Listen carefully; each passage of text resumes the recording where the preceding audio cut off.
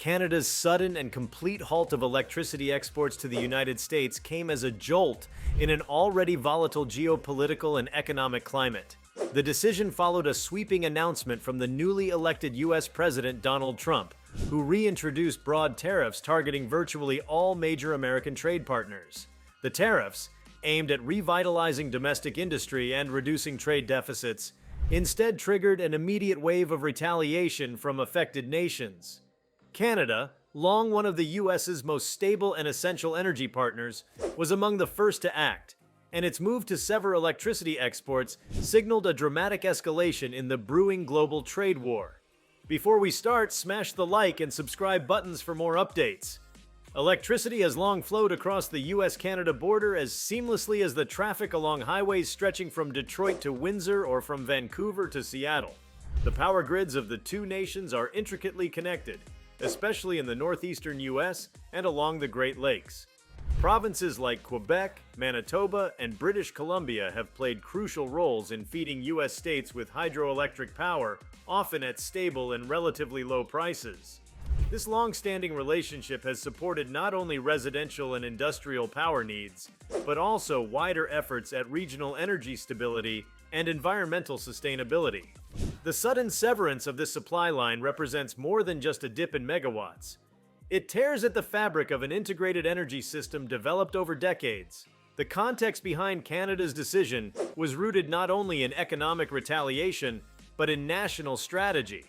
Trump's reimposed tariffs, blanket in scope and severe in magnitude, had inflamed relationships with longtime allies. Canada, like the European Union and East Asian nations, found itself cornered, its own exports to the US suddenly burdened by layers of costly barriers. Energy had long remained untouched in the storm of protectionist policies, perhaps out of mutual interest or due to the complexity of disentangling the networks involved.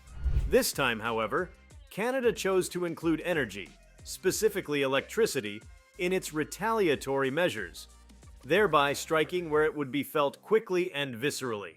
The implications for the United States were immediate. Border states like New York, Michigan, and Minnesota, which rely heavily on Canadian imports for parts of their energy grid, saw mounting pressure on their domestic energy providers within hours of the announcement. Wholesale electricity prices began to spike, and concerns rose over potential rolling blackouts or the need for expensive emergency contracts with alternative providers. The fragility of America's domestic energy generation capacity, especially in regions that had come to depend on Canadian hydro as a consistent supply buffer, was exposed under the glare of the crisis. This was not a matter of a single wire being unplugged. It was the sudden absence of a structural pillar that had supported American energy security for decades. The economic strain hit energy-intensive industries first. Aluminum smelters, data centers, manufacturing hubs, already rattled by costlier supply chains due to trade tariffs, now faced additional strain in the form of energy uncertainty. The shock rippled outward, hitting transportation networks, logistics operations, and urban infrastructure. The U.S. power grid, decentralized and fragmented in its governance, found itself scrambling for coordination and resources. Beyond the borders, the international community watched with a mix of caution and calculation. The U.S. tariffs had already prompted retaliatory levies from the European Union, China, and other major economies. Canada's move to pull back electricity was seen not just as a tit-for-tat response, but as a high-stakes gambit in a rapidly escalating standoff. By cutting off energy, Canada demonstrated a willingness to weaponize its most valuable natural assets. It sent a message: economic aggression would not be met with restraint, even at the cost of disrupting long-established alliances. Canada, for its part, had prepared for this. With growing investment in its domestic energy infrastructure and the development of more interprovincial transmission lines, it had gradually reduced its dependency on the U.S. as a singular export market. Additionally, growing interest from European and East Asian countries in Canadian hydro and renewable energy sources had opened alternative markets for the surplus electricity, albeit with logistical challenges yet to be fully solved. Even as the cutoff hurt revenue from U.S. buyers, it strengthened Canada's hand in the geopolitical arena, positioning it as a country willing to prioritize sovereignty and strategic retaliation over short-term gain. The American public, largely unprepared for such a scenario, reacted with confusion and, in some areas, growing frustration. While the energy crisis did not lead to immediate catastrophic blackouts, the effects were nevertheless sharp and widespread. Utility companies began issuing advisories about rising rates, peak hour surcharges, and conservation efforts. Small businesses, already navigating inflated costs of goods due to tariffs, found themselves squeezed between pricier inputs and higher operating expenses. Households in the northern states, particularly those relying on electric heating, faced the prospect of significantly more expensive winters. Within policy circles, the cutoff reignited long-dormant debates over energy independence. While the U.S. had made strides in domestic oil and natural gas production, electricity remained an area where interdependence was not easily dismissed. Clean energy targets, reliant in part on imported Canadian hydro, were thrown into question. The idea of accelerating investment in domestic renewables became more urgent, yet the timelines and costs associated with such transitions made them no solution for the immediate crisis. The broader narrative was one of unraveling, of long-held assumptions about globalization, integration, and mutual interest giving way to isolationist reflexes and nationalist posturing. Trump's tariff strategy, while intended to rebalance trade and bring jobs back to American soil, instead introduced a cascade of unforeseen consequences. Canada's energy retaliation was among the most dramatic, but not the only one. Other nations began pulling back on strategic exports, diversifying away from the U.S. market and forming new trade pacts that excluded American participation. American manufacturers faced a triple hit: rising costs for imported components, diminishing export competitiveness due to retaliatory tariffs, and now higher energy bills.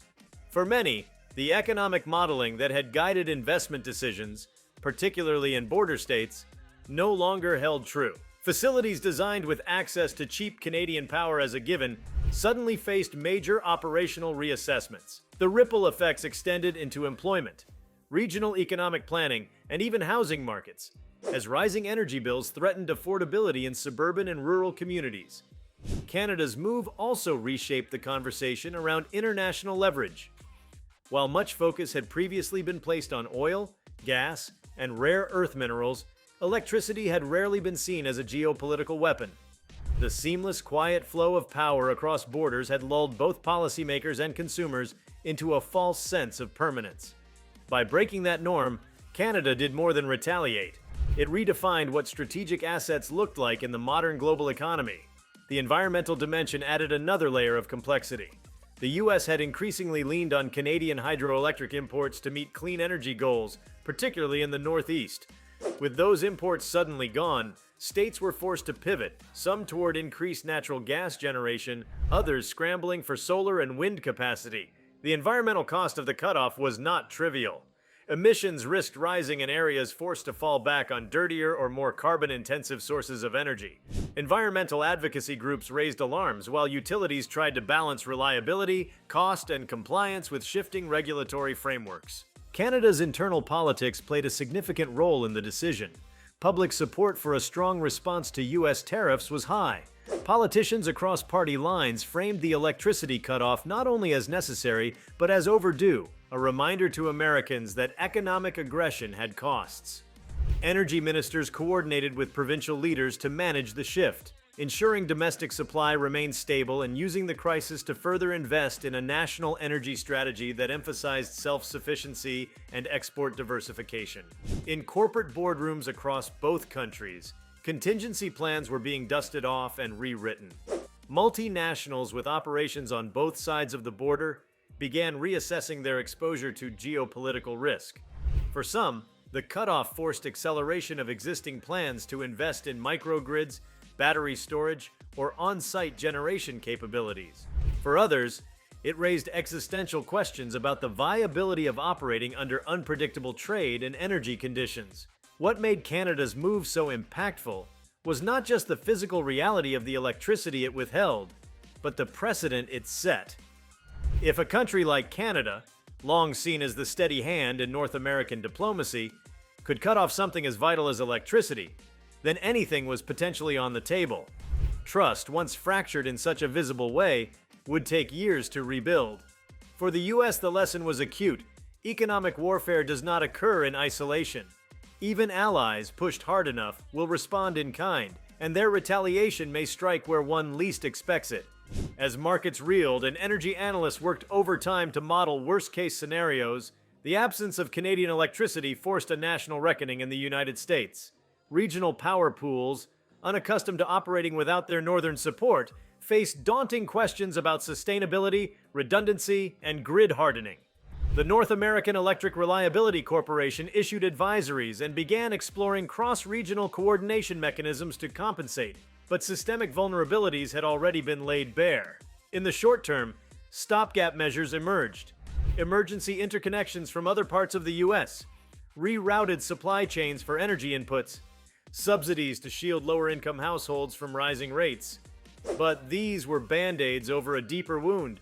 The fundamental assumptions underpinning American energy policy had been destabilized, and fixing them would require more than political will.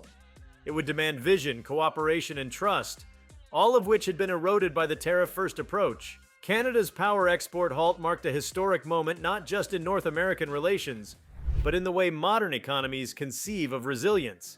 It exposed the fragility of tightly bound systems and the unintended consequences of economic brinkmanship. As the blackout warnings flickered across news feeds and energy markets scrambled for balance, one thing was abundantly clear. The cost of conflict is rarely paid in one currency. Sometimes it is measured in kilowatts. If you like this video, please give it a like and subscribe to our channel. Also, leave your comments below and tell us, what are your thoughts on Canada cutting off electricity exports to the US? We want to hear from you. Thank you for watching, and see you next time.